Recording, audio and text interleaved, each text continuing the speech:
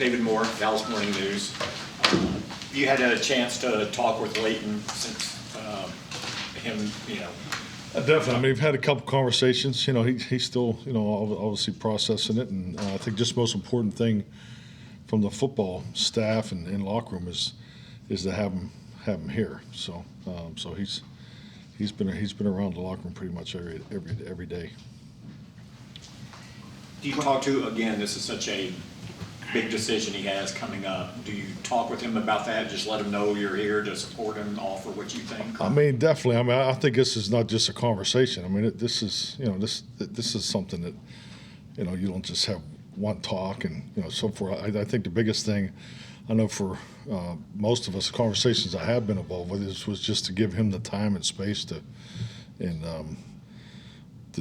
sort through this. I mean, this is a big decision. It's obviously, it's not the first time he's been through it. So, I mean, the whole history of it, what's in front of him personally. So, all those things factor. And, but yeah, I don't think we'll just be having one conversation and then, we definitely want him to be part of this, moving forward. Clarence, before we start talking, if you just talk about the development of your linebackers who have replaced him and how they've done, certainly. Well, they've done a really good job. I mean, I think you got to be impressed. I think like anything, anytime you make changes in season and players step up and they've been extremely productive, it's unique. Because this is obviously not something we were dealing with in training camp. So, but I think just between the staff and the guys, as far as converting the sub and doing the different fronts and so forth, and that would be really the guy that's been probably challenged the most in this situation is John Fossil, special teams. So, but yeah, this is how these seasons go. Sometimes you usually have a position that gets stressed more than others, but I think the whole process is we're still working through a lot of things. Mike Tower with ESPN. With how Dak has moved this year and moving around, either running or in the pocket, is he healthier than he's been in the last couple of years? Just so far removed from that ankle injury and the calf from a couple of years ago that's got him in a better spot? I mean, define healthier. I think he's just more comfortable. I think just like anything, it's he's every year you go through an off season, you have evaluation how you forecast and how you want to play in the upcoming year. I know since my time here, one of the first things we talked about was implementing and making more of an emphasis on the scramble. I think it's grown. It's definitely a more emphasis this year, and I think it's not only him, but it's the protection unit, it's the perimeter guys reacting to it. But I mean, he's always taken great care of himself. So, but yeah, I think it's just as long as he stays healthy and keep rolling, I think we'll be where we want to be. Saudis with The Athletic. Mike, obviously you guys have had a couple of measuring stick games, Philadelphia, San Francisco. Not every game on the schedule is like that, though. When you have games that aren't like that, what are you, looking for and kind of like, what you can learn about your team coming out of those games as well?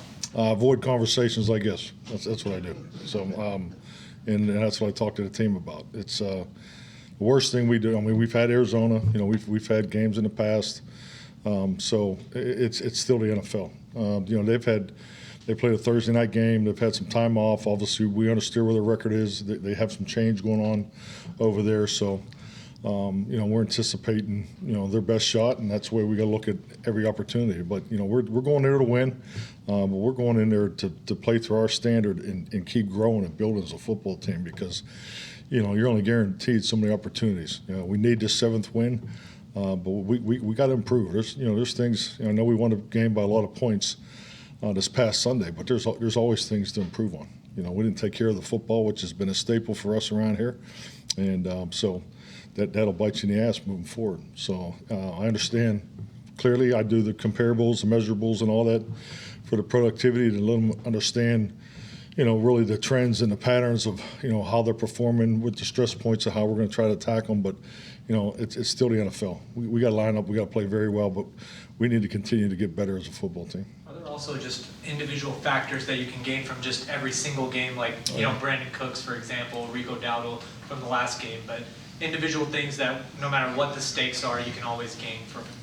Yeah, definitely. I mean, every opportunity to play on Sundays is a huge opportunity to improve and grow. And I'm not saying by just the things that have gone right.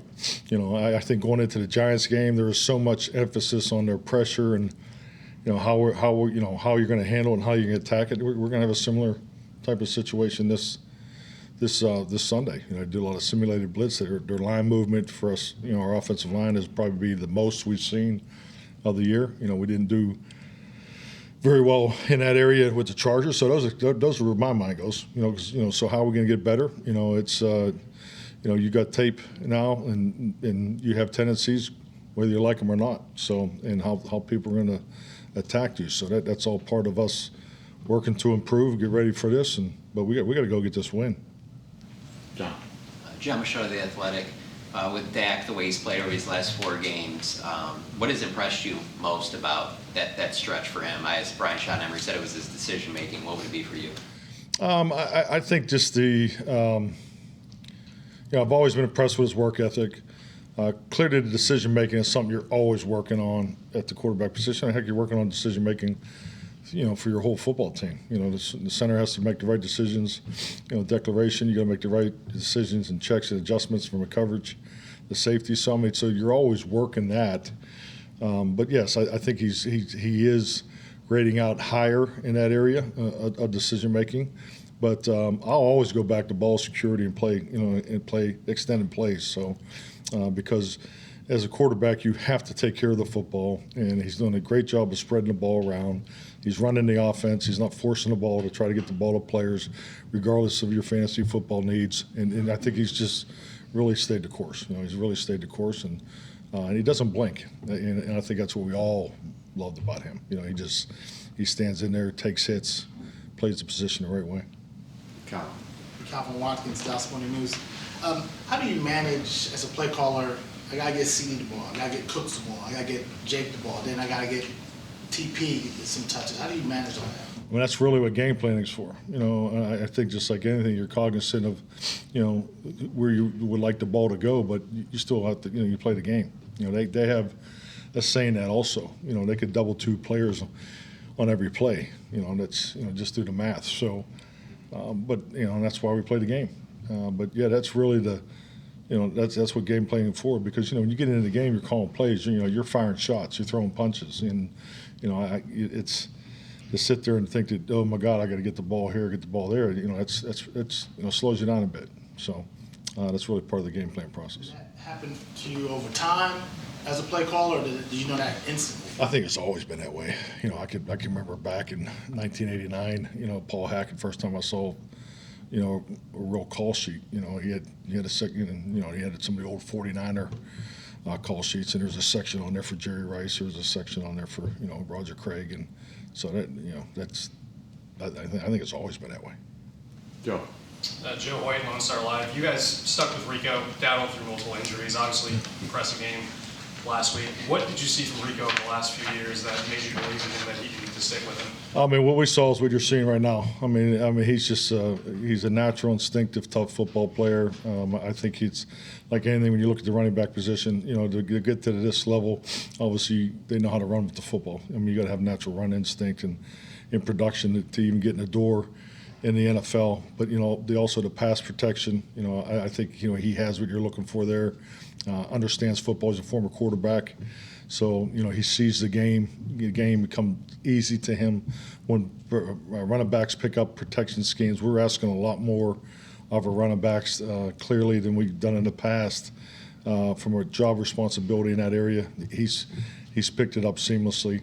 And the thing that really always sold me on Rico from the beginning was the special teams. He was always a tough, productive player, didn't get a lot of opportunities, and then we give him an opportunity, returns a kick for a touchdown. So I think the reality is you're seeing what we've always seen. He just he had a couple tough injuries. Sure. Garrett Podell, CBS Sports. Mike, you've been so great at home, and you've talked about the specific adjustments you've made in schedule and things like that to get the kind of streak that you have. What, if any, of those types of things have you worked on for the road? Because you talked about that being such an important thing to carry that home play over when you go on the road. Well, year 4, really year 3, because I think there's so many things you can learn from your past experiences. Obviously, we're a football team that travels a lot, so our time, in travel is high. Definitely, it took me probably to the second year to get a hold of that. Obviously, we go west and east, so I mean it's clearly different. So I think we've changed some few little things there. I think are definitely helpful for everybody. But yeah, I think the thing that I'm really looking at is this stretch coming up. Just from a scheduling administrative standpoint, because it's been different in 21 and 22, but. Last year was an experience where I felt down a stretch we could have did some things better, and hopefully it'll give our guys a little better time for preparing. Because I didn't like the way we played at Tennessee or at Washington last year, and so took a real hard look at that 4-week segment there, and I've already started making adjustments that are in place the last 3 weeks that we can't talk about it because it's top secret, is just trying to get ahead of it, because I know it's coming. 'Cause this stretch it's different. Was it 3 games in 12 days? So I mean, and then what comes after that too, because you got the 3 on the road. So yeah, so we're trying to paying it forward is kind of been my mindset. Any lesson learned from the trip to Arizona? I know a lot going on that week, but can you talk to your team about how they approached the Arizona game? Statistically, yeah, there's plenty of information to back it up, So, but yeah, I didn't dwell on it. I mentioned it, but this far into the game, this far into the season, there's numbers that I'm able to use that are use up against comparables, goals that have been set over. However long I've been a head coach, 15, 16, 17 years. So, and they give you pretty good indicators of really with the heighten, as far as missed assignments, mental errors, tackling, battle, ball security, big play, breakdowns, all those things. So that's something that we chart, all the time. So it's useful statistics to shine a light on areas you want to emphasize. And that's like, and I guess from a mental standpoint, you're a team that's struggling, clearly y'all showed the right focus last week against the Giants for a team that, this team's 1-8, that every game is important. Well, yeah, I think we recognize every game is important, but we also know that, this is a little bit of an unscouted look, uncommon opponent, mindset going into this game, and they've had a couple extra days, so there'll be some scheme. There'll be some things that we may not have seen. We'll see a variation of some things that they've done, and that's normal. I mean, to me, that's normal procedure in this league. So, and we just got to make sure we're ready for it. Todd. I know it's a different time and place from when you got in the league, but what would 1990s Mike McCarthy think of walkthrough on Wednesdays with how all this stuff has changed now and how you guys were then? I'm not going to get fined. I'm not going to say it. So, yeah, no, it's all. I think if I had to pick between the old school and the new school, I would definitely pick the old school. But I think if you're from the old school and you don't adjust to the new school, you're not for long, and that's what the NFL stands for sometimes. And you talked earlier about seeing that play sheet with Paul Hack and you had Jerry Wright. Do you put that on yours? Like here's some CDs, some cooks, some things. It's kind of built into this situations. I mean, the process happens, but how it gets on the final call sheet, I don't do it that way.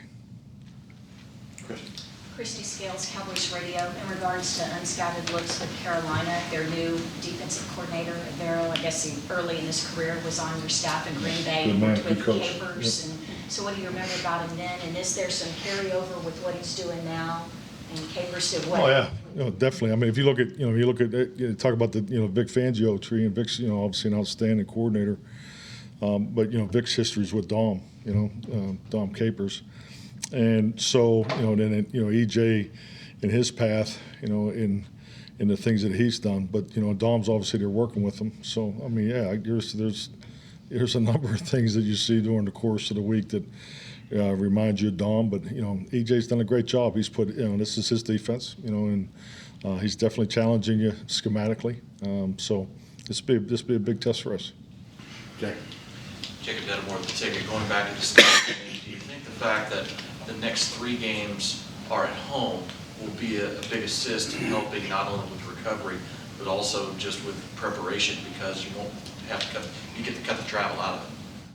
Oh, definitely. I'm not, there's no place like home. Yeah, I think being at home is always a great thing. It's rest recovery is huge. It's the middle of November already. Went home last night. The Christmas lights are on. It's nice to see, but it's also a reminder that there's a lot going on. As far as around our football team and just the focus that's needed. So, but yeah, there's no place like home. Yeah, definitely. So it'll be great to have 3 in a row. All righty. There we go. All right, thank you.